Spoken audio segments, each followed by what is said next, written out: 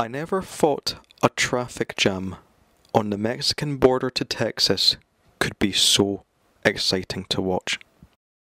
Sicario stars Emily Blunt as Kate Mercer, an idealist FBI agent who is sent across the border from America to Mexico to join a task force led by Matt Graver, played by Josh Brolin, on a mission to fight the drug cartels in Mexico. However, she finds out that the situation is a little more complicated than this, and she finds herself questioning the task force methods. The film is also very hauntingly beautiful as captured by Roger Deakins, a masterful cinematographer. The way he portrays the transition from America to Mexico by air is almost like looking down on the craters of Mars. The ending of the film also hammers home the message that there are innocent casualties on this unwinnable war against drugs. Emily Blunt is very solid as Kate Mercer. She plays this idealist by-the-book officer who is thrust upon this bleak situation. She can represent the audience in this situation, as a lot of the times she is constantly kept in the dark about the situation, not knowing what's going on. She understands the situation is bad, but also wants to do the right, lawful thing. However, it is Benicio del Toro as Alejandro that steals the show in every scene he's in.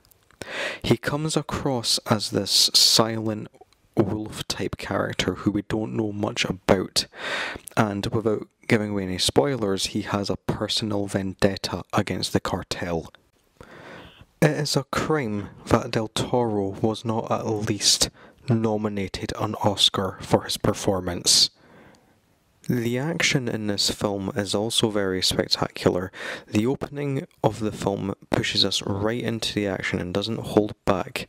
We feel every close call that Kate goes through throughout this film. One of the most standout action scenes in this film is a very intense gridlock traffic jam that almost feels like vintage Michael Mann in the style of Heat, or Collateral, or even The Kingdom, which he produced. That being said, there are moments when the pacing of the film, I guess, does grind to a halt sometimes. I guess this is to show the complexity behind the situation at hand, bearing in mind that Kate represents the audience and that she's constantly kept in the dark. However, there were times where I was kind of checking my watch. I wasn't bored, to be honest, but I was kind of hoping for another tension-filled shootout like the one at the border crossing earlier in the film. Sicario is one of the best thrillers of last year and stands out because of its visceral beauty. It is a well-shot, well-directed and well-acted thriller that shows us the dark side of the war on drugs. It does for the war on drugs what Zero Dark 30 does for the war on terror. It shows us a bleak, bold picture that it seems that anything we do will not make the situation any better. I am giving Sicario a 3.5 stars out of 5.